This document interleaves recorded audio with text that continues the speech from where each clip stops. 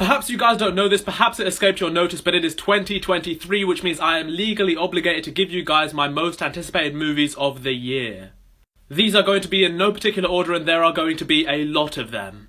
First off, Blue Beetle, starring Cobra Kai Zola Maritegna. I'm sorry if I mispronounced your name. You are the perfect casting for Jaime Reyes, and I already know you're going to crush it.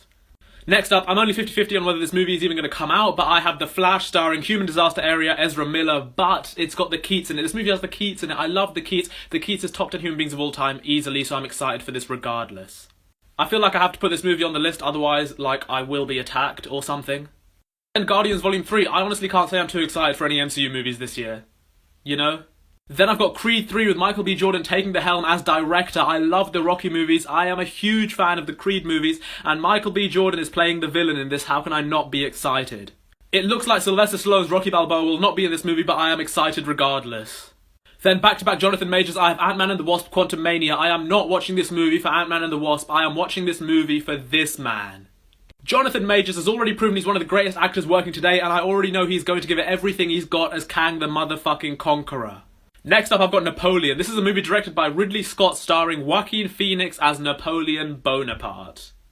Next up, Scream 6. I am such a huge fan of Scream 1, 4 and 5, and I cannot wait to see Ghostface take New York. Next up, Indiana Jones 5 and the Dial of Destiny. I was burnt so badly by Kingdom of the Crystal Skull, and yet... Then I've got Ferrari. This is a movie directed by Michael Mann starring Adam Driver as Enzo Ferrari. That in and of itself has me excited. Then Rise of the Beasts. I've been burnt so badly by these Transformers movies, but Stephen Caple Jr. has given us some certified bangers, and it's Beast Wars. How do you mess up Beast Wars? And then the Super Mario Bros. Movie. Yes, Chris Pratt's doing the voice, but everything else looks so good. Next up, I have Killers of the Flower Moon. I know nothing about this movie except the fact that it's directed by Martin Scorsese, and it stars Leonardo DiCaprio. Yeah. Next up, John Wick 4. John Wick is an action series that just keeps getting better and better, and after that first trailer, I had a stiffy for a week. It was a hassle. Then Denis Villeneuve's Dune Part 2. Dune Part 1 was just so fundamentally Dune. It was so good that I can't help but be excited for this one. Next up, Mission Impossible Dead Reckoning Part 1. Ghost Protocol onwards, these movies have just been getting better and better, so how can I not be excited for this? I know you guys have been wondering where it is. Into the Spider-Verse was one of the best comic book movies of all time, so of course its sequel, which includes Miguel O'Hara, is going to be on my list.